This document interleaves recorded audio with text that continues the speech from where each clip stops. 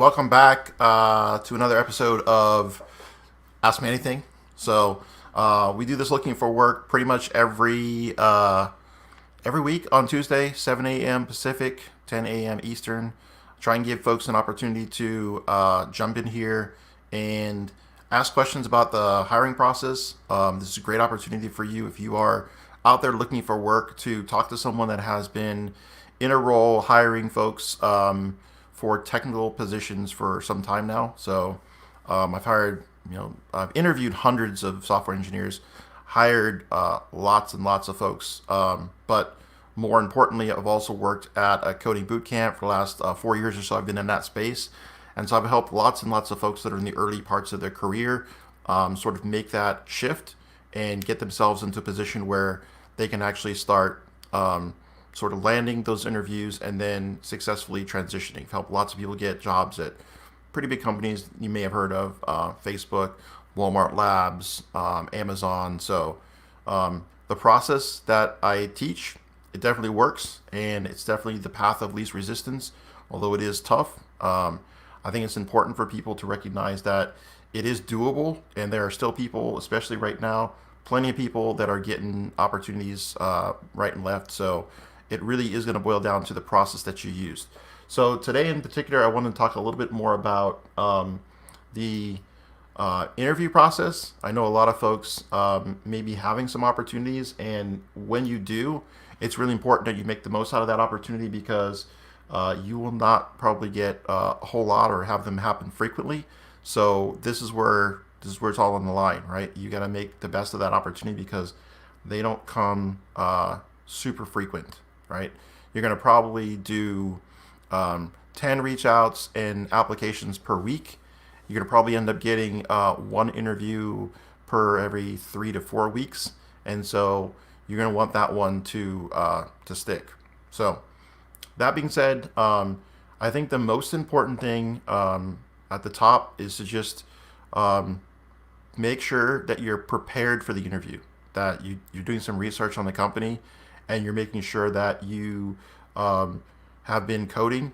I think we talked about the ratio last week, making sure that you're coding enough, that you're fresh, you've had your hands on the keyboard, and you're not going to look like small syntax issues are throwing you a curveball. So while I'm talking about this, now is a great time for you to jump into on LinkedIn, on YouTube. There is a live chat, so you can jump into the live chat and leave a question there. You can shoot me a question to my email. I'll have that open. That's Mike, Mike, at sdcs.io. Or if you're on Facebook, you can drop it in Instant Messenger, and I should be able to get that message and figure out how to respond to it. So again, if you are watching, this is definitely an interactive opportunity, and I want to make sure you have an opportunity to get your questions asked and answered. So again, if you're out there, if you're listening, this is the time for you to get those questions answered so you can get a little bit better at the process. Cool. So I'm going to set these windows up and then keep sort of with a theme of making sure that we've got a solid interview, process or technique in place so that you can, when you have those few opportunities, really crush them. So first and foremost, because you've been coding, you should be prepared to either whiteboard or write some code in a computer. So you want to familiarize yourself with the unfamiliar. And what I mean by that is if you have not been spending time whiteboarding, then whiteboard, right? People might say, well, I don't have a whiteboard at home, so what do?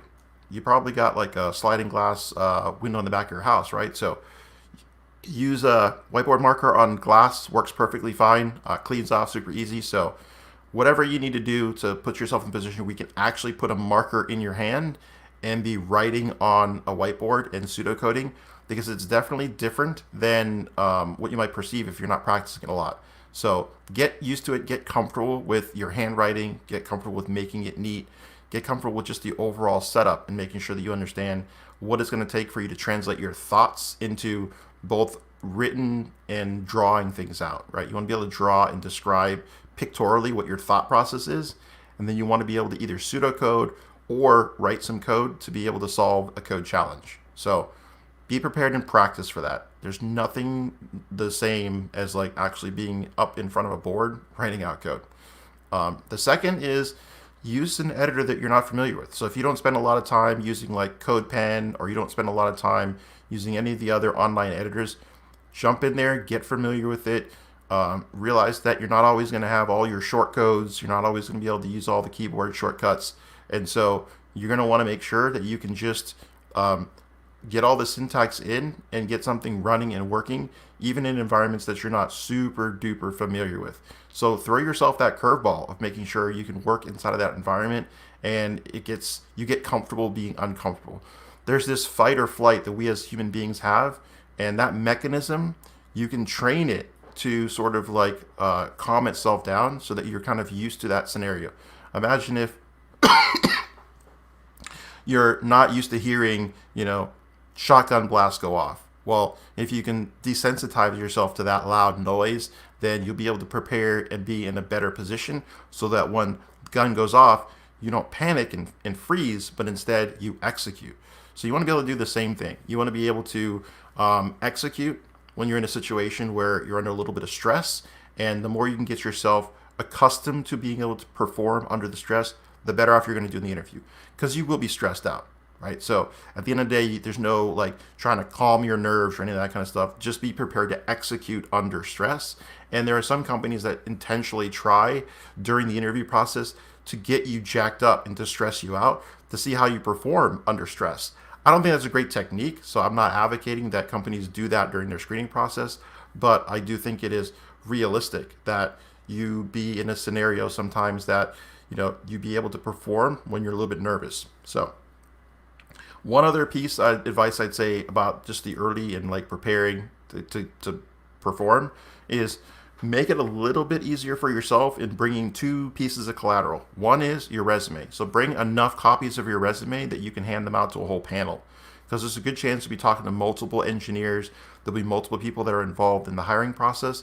So you'll want to make sure that you can actually, have a conversation, have everybody looking on the same piece of paper and not having them like swap it around. I personally, when I'm interviewing folks, like to be able to see that piece of paper and take notes on it and maybe mark it up and be able to have conversation based on a resume. So it's one of those tools that's going to facilitate an easier conversation with you. The second thing is bring a project or two, like bring some samples of your work so that you can spend some time hopefully digging into some code and nerding out with folks. And trust me, it'll make that process go so much easier if instead of you just getting peppered with questions constantly, if you have something that you can show and showcase some of your work. Now, there may not be an opportunity for you to show it, but I would say always have it. Bring your laptop, have your project ready to go, be able to kind of demonstrate, here's what's going on. And if it's a project that let's say you've worked on it, some small passion project, make sure you've published it. That way you don't have to necessarily bring it up on your laptop. You can give people the URL, right? You can say, here, I got a project on the web. Here's where it's at. And then here's my GitHub. Let's take a look at the code together, and I can kind of show you what I did, why it did it this way, etc. So be prepared with a project so that you'll be able to have a conversation around what your actual tangible skill sets are. And then it's really important that you show enthusiasm and have some energy. I think one of the most frustrating things that I see during an interview is people that seem to show a lack of passion or be detached from the scenario. And it's like, if you really don't want to work here, what are we doing right now, right? So show that you have the ability to do the job. You can sell your skills. Look directly at the person when you're talking to them. Make sure that you're making eye contact and communicating effectively so that they know that you're serious about the position and that you have the skills required to do it. If you're looking down, if you're looking nervous, if you're not very confident, if they smell blood in the water, they're probably not going to make that hire, right? So I know when you're in early career, you may have that imposter syndrome. You may feel like I'm a little bit underqualified for this role. That's fine. You'll grow into it. So you got to go in there like it's your job, own it, and be prepared for what's going to come. So the last thing I would suggest is after you are going back and forth, obviously there'll be questions. Be honest, be truthful. So if you don't know something, it's okay to say you don't know And then it's okay to guess and say, I don't know about that topic, but I think it might relate to this, and this is what I do know. And you can sell your skill set, sell what you do know. When you get to the end of the interview, then you want to ask, I think, meaningful and reasonable questions. Don't ask anything silly, right? It's not super important what the compensation package is, so you don't need to go into the details on that. I would focus more on what is the environment, what is the job going to be like. So you could ask them, like, hey, are there any major initiatives that you guys are working on over the next 6 months or so? Anything interesting, any projects that I might be on if I were selected for this position? And then the most important question that you can ask is, do you like working here? And then see if you get a candid response from the person. And if you do, sort of try and pick up on what are the features, what are the things that they say that they enjoy about the job. So oftentimes just asking them, do you like working here? It's a very closed-ended question. They could say yes, but they often will go beyond saying yes and instead talk about some of the qualities and begin selling you on why this would be a great place to work. And you're subconsciously then planting that seed. So that's a much more effective way to kind of close off an interview. And then when they give you the opportunity to ask questions, ask those types of questions to solicit better responses and sort of bookend the conversation, if that makes sense. So that's all I'm going to say about the interview process. I'm going to open it up and check out, see where we got questions and see what's going on there. I'm also going to check my email. So again, if you are just joining us, we do this every Tuesday. You can either email me questions, you can throw in the chat, you can throw in either YouTube, or I think we're also streaming live right now on Facebook. Throw it into the chat and send it my way, and I'd be more than happy to answer those questions. Let's see here. Boom, boom, boom. Okay, so I don't see any questions. Let's go here.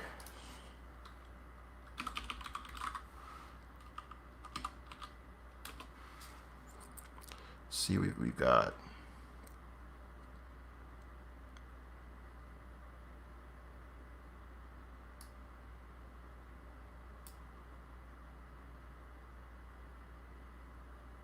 All right, so again, you can email me at mike@sdcs.io. Again, that's mike@sdcs.io, and I can answer those questions for you.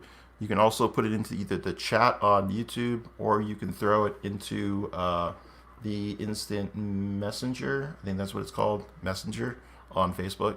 I don't do a lot of Facebooking, so sorry. So I got a question here. Should I take an unpaid internship? Whoa, that's a serious one. Okay, so we're starting with some heavy questions. It depends. That's the short answer. What I usually will suggest to folks is, when you are thinking about an internship, you should basically take a holistic approach to what the opportunity looks like. The first thing I would say is it compensated versus uncompensated? That should be one of the biggest factors that you consider. And here's why. In software engineering, if it's an unpaid internship, it may be a better opportunity for you to forego that and instead work on some of your passion projects. I know some people will say, but you'll get experience at the company and you'll be able to put it on your resume. So I'd say first thing you should think about, though, is that, first of all, in California, it may not be legal for people to have an unpaid internship. It usually has to be tied to some educational opportunity. And so that company, if they're doing something that may not be legal, it's like already kind of on the edge, I would consider like that might not be the right sort of opportunity for you to, and that might not be the company that you want to work for if they're doing things that are kind of like in that gray area.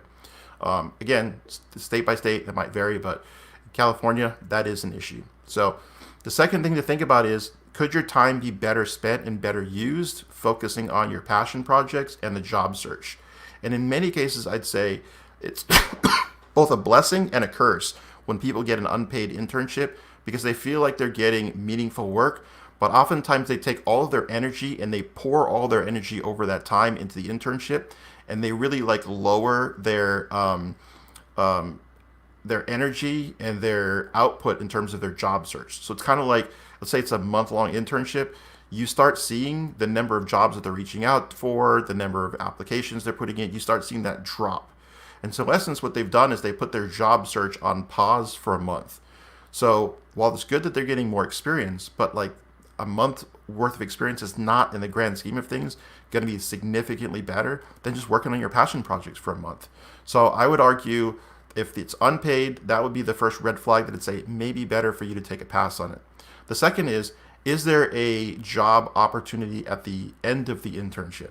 So if somebody says, yes, there is a job opportunity at the end of it, then you just have to kind of figure, okay, it's probably worth my time, even though it's unpaid, to put a little bit of effort into this, but still make sure that you're making progress towards your goal and not putting all your eggs in one basket.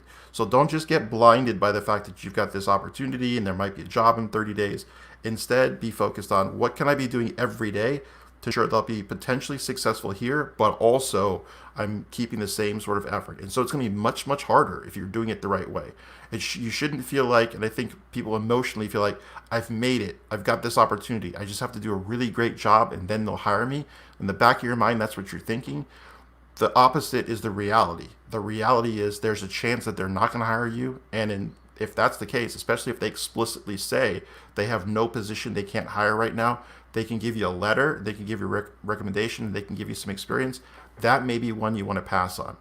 Anything beyond that, so if they say it's a paid opportunity, if they say that they are going to have a stipend, other kinds of compensation, then that could be a real solid opportunity.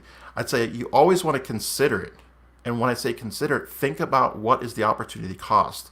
What will happen if you get sucked into this opportunity and then it doesn't pan out? So really be cautious and trying to evaluate the entire opportunity when you're thinking about an unpaid internship. Better yet, if you can get it turned into a paid internship by working with your local tech hire. That's an organization that will sometimes pay for internships. Or in San Diego, we have the Advancing San Diego initiative. That may be a way that you can leverage existing programs that have money set aside to help businesses with that sort of opportunity. So I think really important for you to evaluate each opportunity and trying to figure out, on each one, what are the merits of it. So we had another question. Do you think it's a good idea in asking about growth in that position initially? Absolutely. I think it's a 100% fair question early on in your career to evaluate what are the types of career paths that this opportunity leads to, and be very transparent up front that, hey, you're coming in, but you want an opportunity to be able to move up and progress. I don't think in any way that would be, as a hiring manager, something that I would frown upon. Instead, I think that's positive. I think that's a sign that the person recognizes that this is just step one. This is just a foot in the door, and they're not expecting to come in as a senior or be expected to come in at the top salary. And instead, they're going to want to see like some growth. And so that's a brilliant question, actually. I think asking about what the opportunity ahead, and more importantly, phrasing it in such a way where you are keying in on what is the growth, what is the potential for me to take on more, and what's the opportunity for me to maybe wear a few different hats. That might be a little bit larger at smaller organizations, and then you may have fewer opportunities in each individual role at a larger company. You may have to kind of transition from like software developer 1 to like software 2 before you get an opportunity to move on to a different project or take on more responsibility. So, all right, next question. What's the best way to start working on freelance projects? Oh, freelance again. I caution early career developers against freelance projects unless you're prepared for the investment that you'll have to initially make to start building up a business. Think about it like it is really a business. It's a separate and aside thing than just kind of using your present skill set and like having a money printing machine in your backyard. It doesn't quite work that way. So if you are not up for the task of going out and selling yourself to be able to gain new projects, then this may not be the best fit for you, because it is a lot of going out there and trying to convince folks that they should give you project work and that you'll do a great job at the project work. And once you sort of build up a reputation, then you can start asking for progressively more per hour. But oftentimes initially you'll end up taking projects on that are fixed price project bids, which means there could be a situation where you end up doing a lot of work and you don't make that much hourly. And it takes a little while to navigate the nuances of starting your freelance business. So I almost always suggest to folks that if you're thinking about doing freelance work, you should really consider whether you could start a traditional role first, gain some more experience, do the freelance work as a side hustle until you really understand the business, and then you can progressively move into freelance work if that makes more sense than just an hourly wage job or a salary job. And I really encourage people that are early in their career to not consider freelance as like the first opportunity, but make sure you get a solid base first, because financially it's tough. And you don't want to be in a situation where you're feeling like you're working real hard and not making that much. Because frankly, it's a lot easier, even though people might think, oh, well, I can just get these projects and I don't have to go interview. And it's like, no, every project you're trying to get is an interview. Every single project that you want to be able to convince someone to pay you thousands of dollars for is the same as walking into a company and saying, here's my skill set and I'm a good fit for this job. You've got to do a lot of that selling. So if you're not comfortable doing that, meaning you don't want to go out and interview and you think you'd rather be in business for yourself, it's tough. Trust me.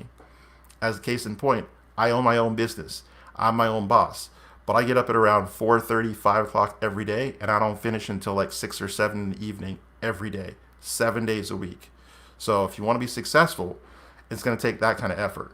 It's much easier to just get a job, show up around 9 o'clock, get your breakfast on, get your podcast, look at a couple blogs, do your stand-up at 10, get all your tasks done, go to lunch. Like, that's a much easier route. And so I suggest for a lot of folks, take that opportunity to get paid to learn more on the job, and then do the side hustle until you can actually build up a good enough business where you can make that your main thing. So that's my take on freelancing.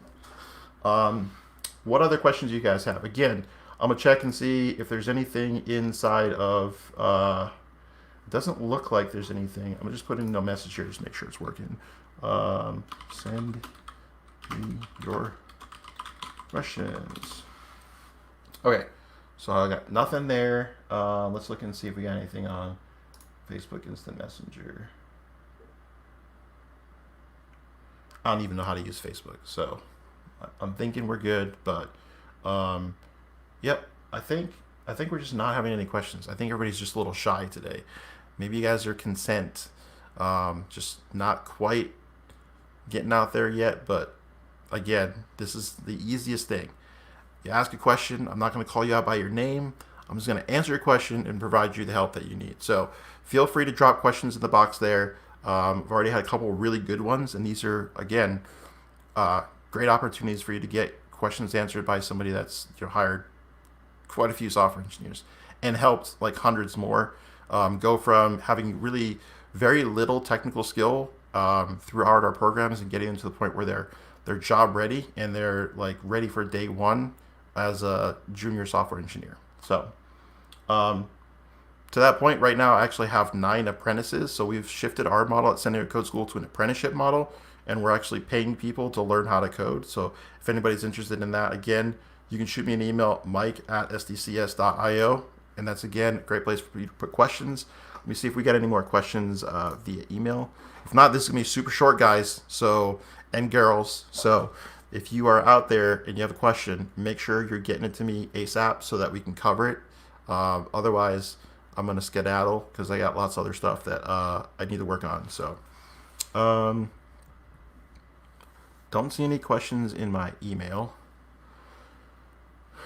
nor am I getting any more on Facebook. So one more question.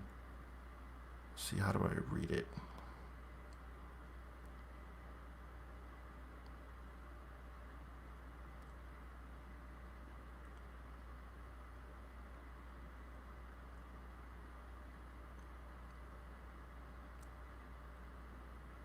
Okay, what is the best way and who should I be reaching out to at a company? Depends on the size of companies.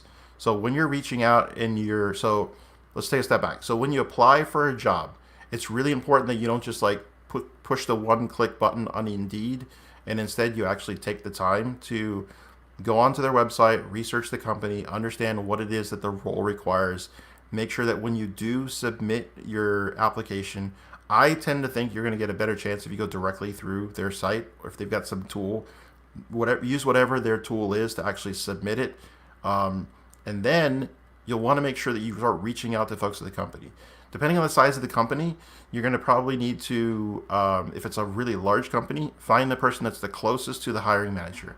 So if it's a really large company, it's probably a team lead and maybe a engineering manager that will be involved in the hiring screening process. If it's a small size organization, like a really small startup that's only got like 50 people, then it could be somebody as high as VP of engineering, director of engineering, or CTO. They're probably involved in that process if you've got like 50 or less. So it's perfectly fine for you to send a LinkedIn invite and try and connect with somebody.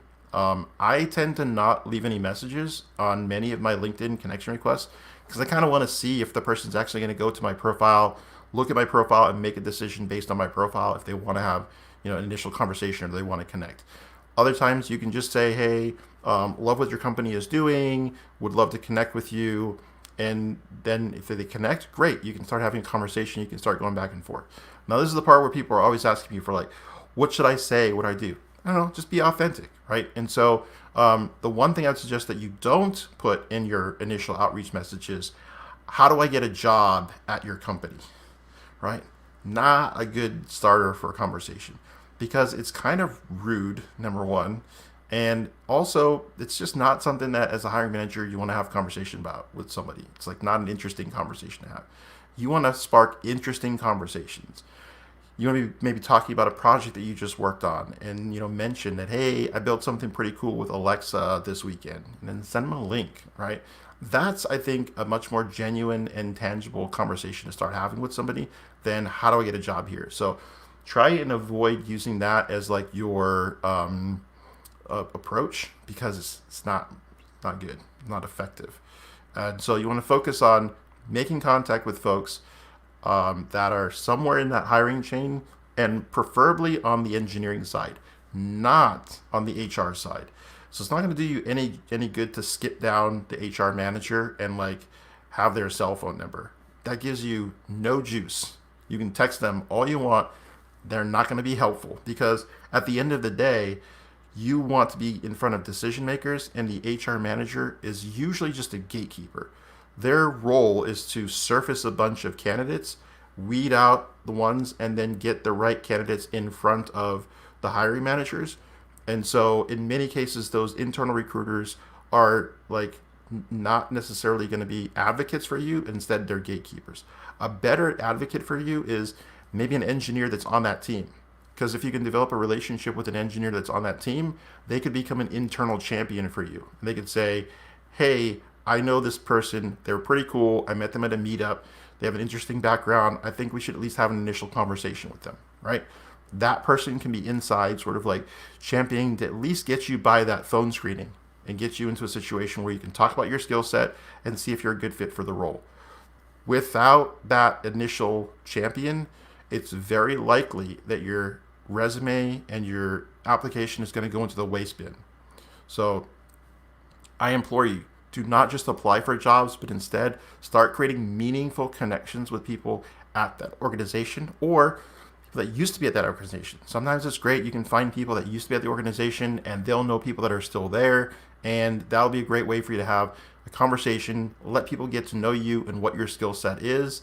And then you may be able to determine if it's a good fit, or they may show you by, the conversation that you're having that like, you actually don't want to work there because it's not a place that you feel like is a good fit for you. So always, always, always make sure you're following up that initial like application with connecting with individuals. They're just people, right? So, and this isn't like be a super awkward stalker. Instead, this is just reach out and see if you can have a conversation with somebody and then try and determine, hey, do you like working at X, Y, or Z company? Right? If the answer is yes, all right. If their answer is yes and, that's even better, right?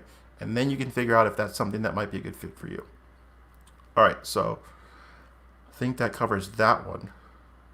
I think this new format is throwing me a little bit. I don't know if it's throwing you guys out there, but I'm used to having a little bit more of like the instant feedback of the Zoom, so it just takes a little bit longer for the questions to come in.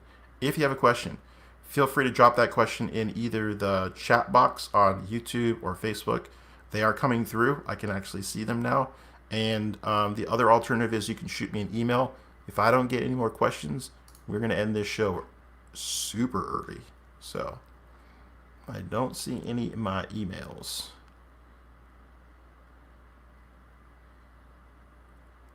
This is good. This is decent. Maybe this will turn into a 30-minute Ask Me Anything session.